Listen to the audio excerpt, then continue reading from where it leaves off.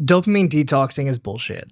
And even the psychologist that came up with the idea agrees with me. When you do a dopamine detox, your dopamine receptors are fried. Here is how you can reset your brain. No sugar, boom. Free dopamine, get rid of it, boom. Why should everyone do a dopamine detox? No caffeine, no nicotine. Dopamine detox. No TV, no phone, no music. All right, so I'm on day number 2 of my dopamine detox now. Man, I just did a dopamine detox. 3 ways to dopamine detox. No human contact if you want to do it on hard mode.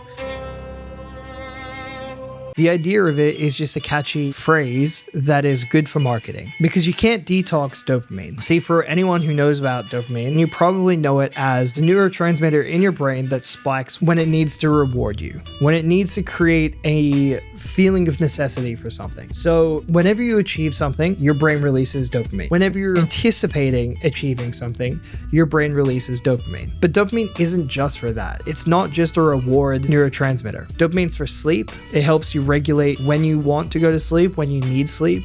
Dopamine's for eating. Dopamine's for achieving things and learning new skills. But dopamine's also for movement. So if I move my hand, the reason why I can move it smoothly is because of dopamine. Without dopamine, I wouldn't be able to move smoothly. You can see this a lot in Parkinson's. Dopamine detoxing is not physically possible. The idea of dopamine detoxing, or the mechanic behind it, is avoidance. It's running away from the problem instead of developing skills. This is how we create phobias, by the way. The concept that Cameron Seppo originally tried to come up with was cut out 1 or 2 bad things and replace them with good habits. Unfortunately, social media just ran rampant with this and turned it into going monk mode. I'm about to raw dog this 13-hour flight. This is why monk mode is so powerful, because it is this period where you optimize everything. If you follow monk mode for at least half the year, I guarantee that you will achieve your goals. But Cameron Seppa's idea or original framework comes from a scientific background. We call this cognitive behavioral therapy, CBT, and it's been around for decades. It's a mindfulness technique.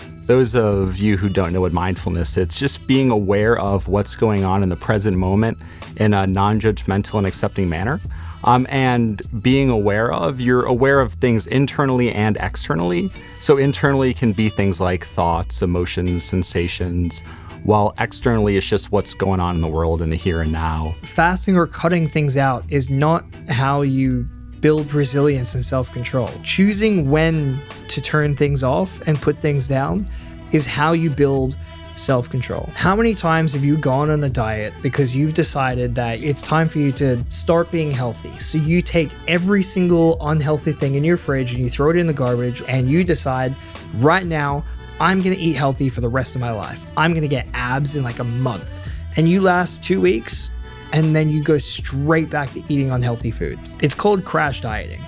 And it really doesn't work a lot of the time. The TV show The Biggest Loser got a lot of shit for this because I think it's something like 70% of people who went on The Biggest Loser ended up gaining all of their weight back again. A group of scientists followed 14 of the 16 contestants from one season of The Biggest Loser, monitoring them for the 6 years after the show. They found that all but one of them gained the weight back. This is the same concept as dopamine detoxing. If one day you decide that you're gonna wake up and you're gonna go full productive and you're not gonna touch social media for a week or 2 or maybe a month, I don't need it. Well, what happens when the detox is over? Definitely don't need it. You're either never going to touch social media again, which that's going to be hard, or as soon as you pick up Instagram for the first time, you're going to waste another week on it. And you're right back to where you started. I need it! I've seen this with a lot of my friends who one day decided that they were going to cleanse their Instagram and just get rid of everything. And I asked them, what are you doing? Well, I'm just detoxing, man. I'm having a fresh start. I need to get away from social media. And then like literally like a month later, they're back to exactly where they started. So that was a fucking lie. You don't develop skills by running away from something. You develop skills by exposing yourself to it and then developing control over that thing. Stimulus control is one of the underlying principles of dopamine fasting. And there are different ways that you can exercise stimulus control. Stimulus control is just a fancy word for being able to contain a behavior within a specific time and place. So instead of just cutting out social media, instead of not touching it for 2 weeks, instead sit down and ask yourself, how long am I spending on social media every single day? What happens if I reduce that number by 20%? Tell yourself, I'm going to scroll for a couple of hours, but it's going to be a couple of hours less than it was yesterday. It's going to be a couple of hours less than the day before that. And keep going until you reach a level that you're satisfied with. Don't let some YouTuber or content creator on the internet tell you that you're never allowed to pick up social media again. If you want to absolutely goated mode, do a silent retreat. There's these silent retreats in Thailand and other places around the world. You go fucking week in silence. There's no phone, no nothing, no speaking, bland food. It will reset your level so much, you'll feel depressed as fuck whilst you're there. That's ridiculous. We live in 2026. It's a modern world. Everyone has social media. You're not a monk in the middle of the fucking rainforest. You're allowed to use social media. Just do it the right way. You're allowed to eat unhealthy food. Just do it the right way. You're allowed to enjoy your life, but have control over your life.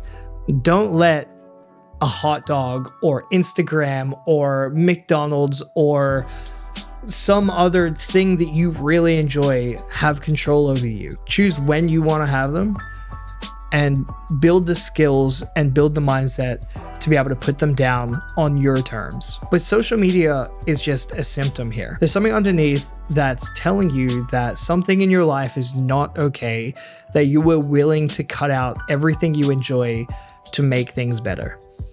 So instead of cutting out the things that you enjoy, why don't you sit down and ask yourself, what in my life am I actually trying to change?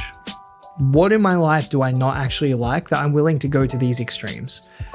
Don't work on the symptom, actually figure out what's going on and develop the self-control skills to fix it.